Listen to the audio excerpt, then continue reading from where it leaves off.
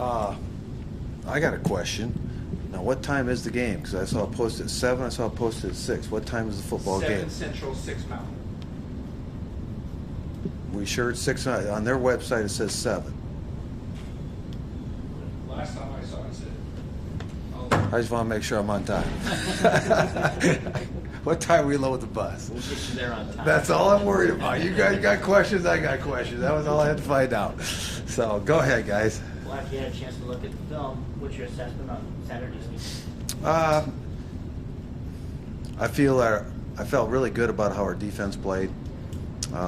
We gave up some runs early, settled in, made the adjustment to what their game plan was, and really played good defense after that. I thought special teams, we were good in some phases of it because when I say that, 20 was an excellent returner. We knew at his speed, so I thought we did a good job containing him in coverage. Where we did not do a good job is on that punt where we didn't stay disciplined in our assignment of what we're supposed to do. So those things have to get cleaned up because that's more of a focus and an awareness than it is a ability. And then offensively,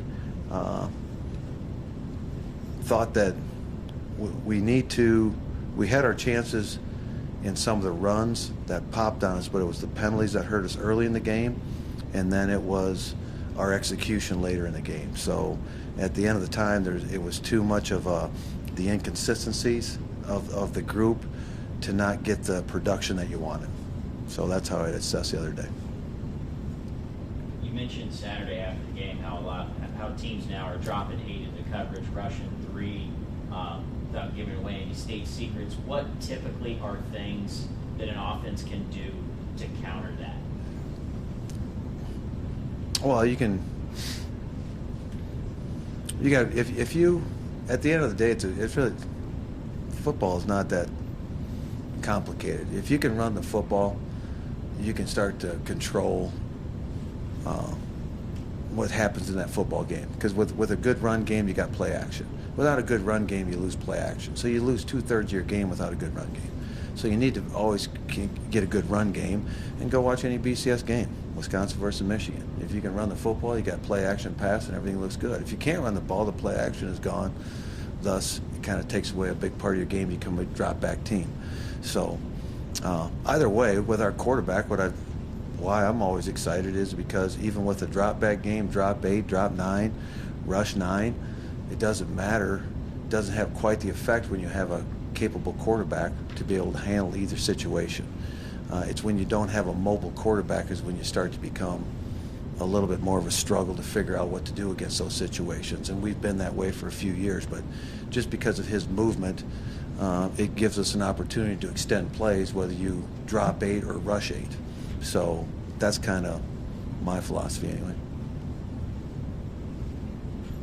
Did you think Will was better being a little more patient in the pocket in this game, though, or was No, I don't think. I think he lost his patience in the pocket a few times, quite honestly. So I think we're still dealing with a freshman quarterback here, and we're still dealing with a lot of new people working together. So they're going to go through some growing pains as they put this together, and you're going to get a little bit of a high and low situation, just like you always do. Is there's going to be really good situations in a game that you get some momentum, and there's going to be some things that you're going to have to learn from every day, because every time he takes a snap, I mean, that's a new experience for him. So, and then you throw in some other guys that were new to it with Tristan Bohr at tight end, and throw a couple receivers out there. You can see that the dynamic is it's young.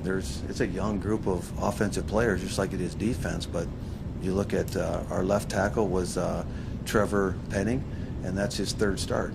So it isn't like you have multiple starts at these positions. It's got some. You're going to have some inconsistencies, and the sooner we get through those inconsistencies, and the fewer we have, the more production you'll get. But so we've got there's a few hiccups out there. There's no question. There is on defense, but that's what needs to be taken care of as we keep moving forward throughout the season. What can you tell us about Weber State? Weber State is, well, a 2-time Big Sky champion. I think that says enough right there. The more I read about them, I had to learn a lot about them. I've never played them.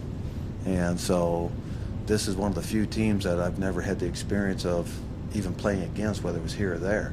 So I'm trying to find out as much as I can about their stadium and where we're going, as much as I am about the players that we're going to be playing against and the philosophy of their head coach. So what I can tell you about them is there's a reason they're two-time Big Ten champion. Their talent level is very, very good. I can tell you that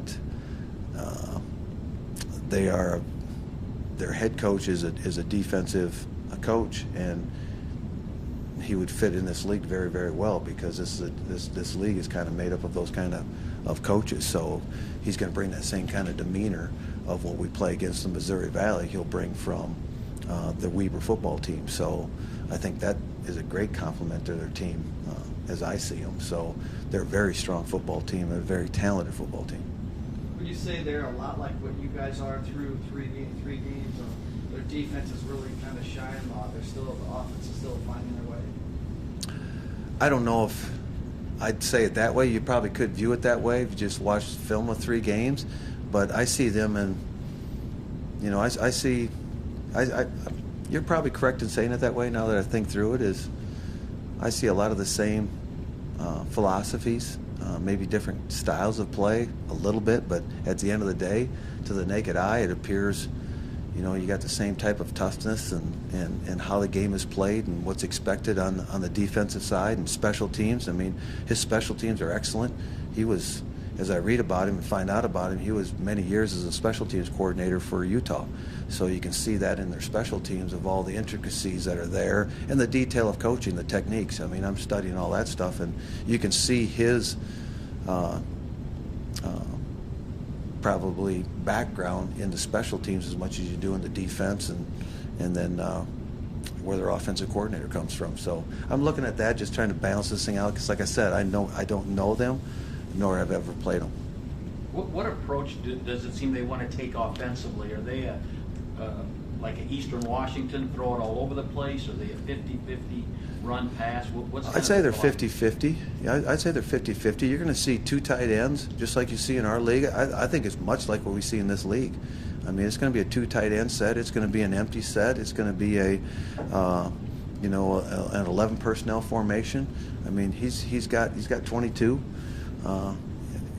He'll jump into 22 just like we'll face in this league. So I see a lot of those same things that, some guys in the Big Sky don't even have tight ends on their team.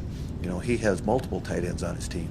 So, and he's got some really good players, some All-Americans at some key spots that are playing for him too. So, like I said, very talented, but yet has a good balance in his recruiting, if you will, to not just be one-dimensional. You look at their defense; they're anchored by perhaps the 2 best defenders in the Big Sky, number 94 and 9, Jonah Williams, Evan Rodriguez. Talk about the challenge of defending or blocking those guys. Yeah, they're excellent. I always, just by watching film, you always got to watch of who the players are, just because that's where my eye goes all the time, just because I'm just intrigued by recruiting a good players as watching somebody else's good players. And those 2 are excellent players you mentioned. 9 really plays hard. He plays hard all the time, and he's just got that edge to him. You can see that he's a difference maker on the football field, as is 95. So they're just, like I said, they're very good, and not just those guys. I mean, those guys play hard, but their entire team does. I mean, they're well coached and well disciplined. After a couple good weeks of practice and a good game Saturday, how much opportunity has Tyler Guzman earned at this point? He gained a lot of, I don't know if I was going to say he gained a lot of trust in the fact, but he produced the way we felt he would, so he came through in the way that we thought he could, which gives you more trust in the fact of how he'll play going down the road. So when he got an opportunity, he made the most of it. And by doing that, you get more opportunities. So yeah, he'll get more opportunities than what he had in the first 2 games, and I don't know how many carries he had the other night, but there's no question that what he did and how he produced with his opportunity earned him the right for more. How pleased are you right now with where your defense is, and what's going to unlock them getting to the next level? Ooh, I'm pleased with their app, but we still have, there are some flaws out there, and there's a lot of things. I think there's a the way I'd best answer it is there's a lot of small things that if they're going to have to do all those things together to really progress, and then the more confident they become on the field, the faster they should play on the field. But they're playing good after 3 games, and there's still some young heirs that are going on out there, and the more they play, the more we'll get through that part of it.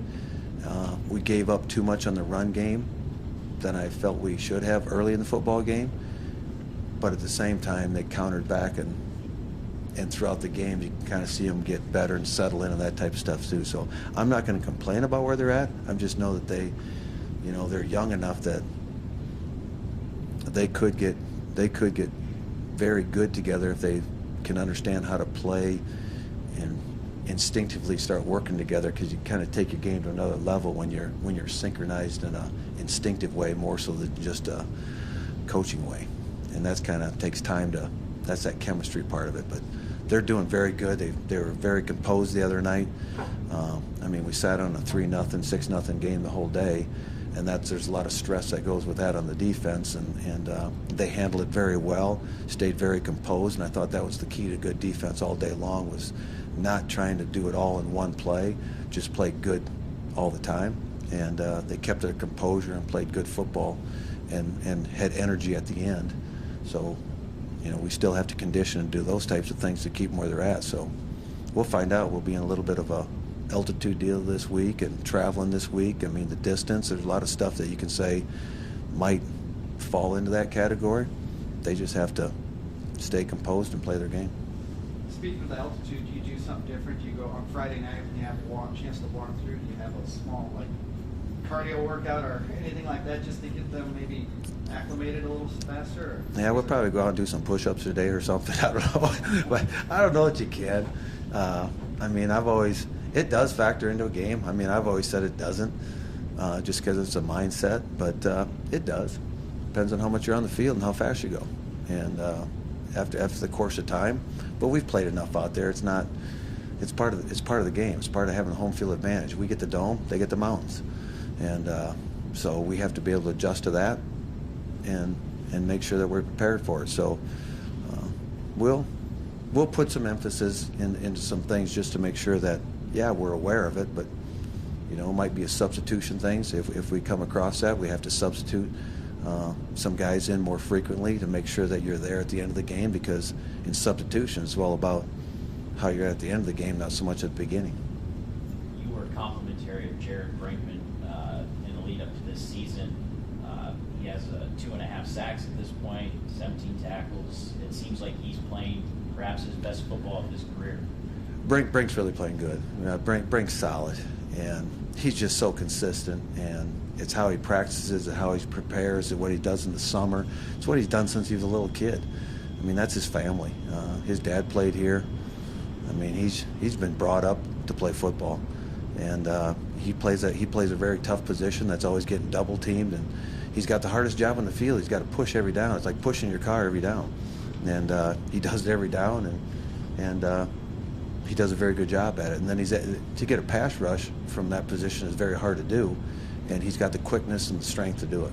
Yeah, he was able to rush the quarterback out of the 4-down lineman look, and then when you need him to, he can play the nose and absorb those double teams in that 3-down look. Absolutely, yeah, absolutely. He's one of those guys that you probably are very gifted, very blessed to have when you think about it, when you're trying to do the things that we're doing. The multiplicity takes a very talented young man to do, to jump, to be a nose tackle and still be a 3 technique and do the things we do in pass rush. So to be in a 3rd and long and still be the nose tackle on 1st and 10 takes a special person. There's not a lot of guys that can do both of those. There are a lot of specialization in football right now, but Brink gives us a chance that we don't have to sub. And I mean, you talk about a guy that is pushing all the time. If there's one guy that's got to be in shape, it's got to be Brinkman, because there's a lot of work in the interior of that defensive line. Sticking with the defensive line, the production Ellison Smith has had, is he going to start drawing a lot more attention from opposing teams? I'm sure he will. I tell you what, the guy that's having a really good season is Seth. When I watch Seth, what Seth is doing on his pass rush is where the greatest improvement was since last year. So I think that helps Ellerson, but at the same time, should they decide to go to Ellerson, Seth has the capabilities opposite of that. And then, there's still Bronte and a couple other guys that could throw out there. But Seth is playing really good football, which in turn, Ellerson is as well. And I think they're balancing each other right now. What did you think of Eddie Berlin being inducted this weekend? I thought well-deserved, if not over. Could have been done a long time ago. Eddie Berlin, we were recruiting and then left in December before he signed. So I remember recruiting Eddie, and the whole Berlin family is an awesome family from Des Moines. And Coach Solomon was a huge part of that, bringing Berlin here. And then we ended up that we did not coach him because we had left, and he had that great career. But Eddie is a very intelligent, very instinctive, good person, and that's why he's a good football player. Everybody's going to talk about what a great football player he was. I'll stand up for the fact that I know he's a great person, and it was an honor to have him, as well as the other people that got put in the Hall of Fame the other day. That was a great class. I mean, I stood around and looked at them when I was walking around the room and greeting people, and it was a special group of people that they put in, just because, I mean, I saw them, the effect that those players, teams, and Stan Lorenz as a supporter, what they have done for our athletic department and what they did for their teams when they were in their prime. So I thought it was pretty cool to see those people go in knowing what they did, because I saw them do it. Back to the game last Saturday, it seemed like this was the first game where some major penalties did hurt you, and a couple of them were called blindside hits. Is there something you try and do to maybe even educate the guys more on that blindside hit? Well, I probably didn't do a good enough job of educating. We talked about it, and we did not practice it, because what happens right now is the blindside hit is when you see these guys, when it's really counter plays, when things turn drastically in the other direction and everybody reverts and kind of goes, it's not a designed play per se, and you get angles immediately, and then now you have to actually take a charge instead of deliver the hit. So it's not about hitting them in the back. That wasn't the penalty. The penalty is that the person has to see the block coming, and apparently they have to see it coming from a distance, because they saw it coming. I mean, the second one, when we scored the touchdown, that guy saw it coming, but it was a good hit, and it was straight in the shoulder pads, face up, no targeting or anything like that. But I guess he didn't see it long enough. So it goes both ways. I mean, I know there was a couple missed too when our when you start pass rushing and scrambling. I mean, we got lit up one time too on when we tried to turn and come out of it, and it scrambled by their quarterback, and then we got blindsided by one. So you got to see it all. So to me, that's a tough call. And just because you see a big decleater doesn't mean it's not necessarily a unsportsmanlike conduct. But it's got to be taught. It's got to be talked about. And we'll review that today, because I did not meet with them yesterday. We'll pull those clips up today and show them again that these have to become basketball screens, take a charge instead of deliver the blow. Also on Jalen's punt return, after you looked at the review of that, was that a fair catch signal? Was that? I could see why they did that. I didn't watch it on film. I watched it on the big screen, and when he kind of did that arm fling right at the end, and it was just, if I was the defending coach, I would probably said the same thing, because again, the punt returner has to have so much space to return it. I get it, but it also is a live play that we're going two different directions. So there's a protection issue and a safety issue, but there's other guys that are signaling in other ways to try to delay the rush or give them a pocket to catch the football. So we just have to be consistent in the arm movement, more so than just the flagging. The arm movement is what triggers all this. And I did see Jalen kind of throw that just enough where I could understand why they threw the penalty. This game this week too, it's a top 10 matchup. They're all important, and it leads you into the start of conference play also. But does it feel like this game carries maybe just a little bit more importance when you look at a top 10 matchup against this Big Sky team? I think of course it carries importance. There's no question. And but being the games that we've already played in with the Iowa State game when they were a top 20 team, and you know, we got 2 home games against 2 Big Sky teams that, you know, one that we hadn't played before either in Idaho State. So there's a lot of that going on as well because you're doing cross-sectional conference play, and being a 12-game season, you just have more of them this year.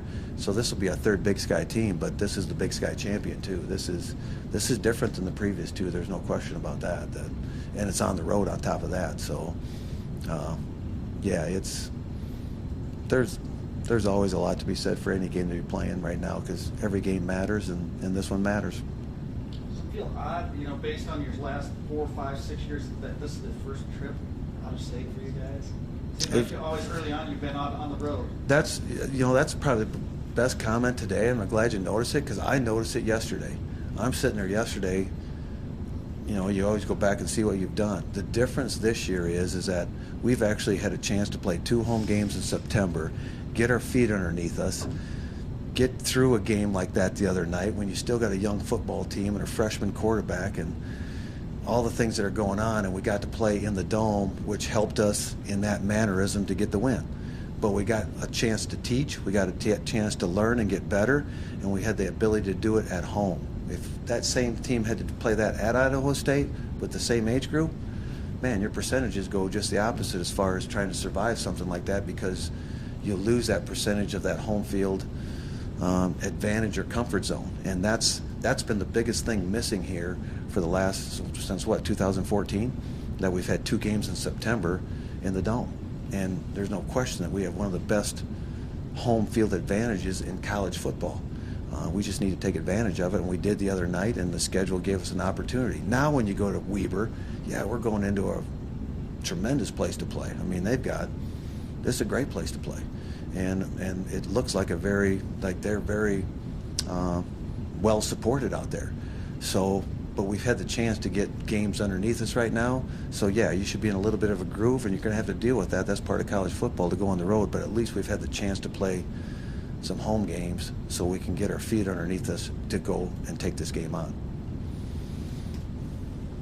Do you ever have those guys that come back like Eddie ever speak to the team? Frequently. Anytime. Oh, I even asked Eddie. We had Eddie and his whole crew was here that day, and I mean the Mitchell boys and Matt Bob from Hudson, all those guys were great players in that class. So they actually came up to the offices after the Hall of Fame. So I was up to the office getting ready for the game, and that crew showed up, and we could have dressed all those guys out. So they were excited. They just wanted to be back in the offices too. But number one, the best thing about UNI football is kind of what Ryan Mahaffey told our recruits in a meeting prior to that game. He goes, he wasn't around for these guys that were walking down our hallway, but it's like a brotherhood up there. If you were a Panther, you're always a Panther. And anybody that played here, I mean, even though they might not have been in your era, we still kind of connect in the same way because we're all on the same team. So you saw that in our hallway, 2 hours before game time.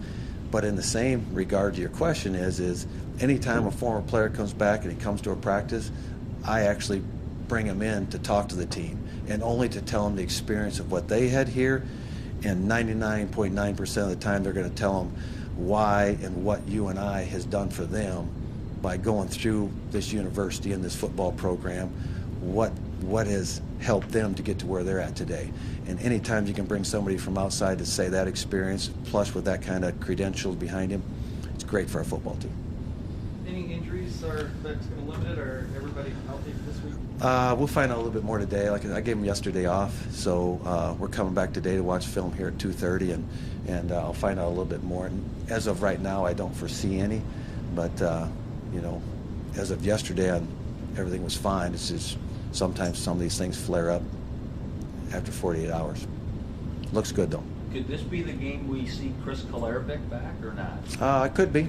Could be. He's the same one. I don't know what he's going to do. I mean, he's been out for so long, but I know he hopes to. But I can't guarantee that right now by what I saw today. I think, and who knows if he gets out there, can he sustain it? Because that's going to be the next phase he goes through, is can he sustain staying out there once you get out there. Anybody else? Thanks. It is 6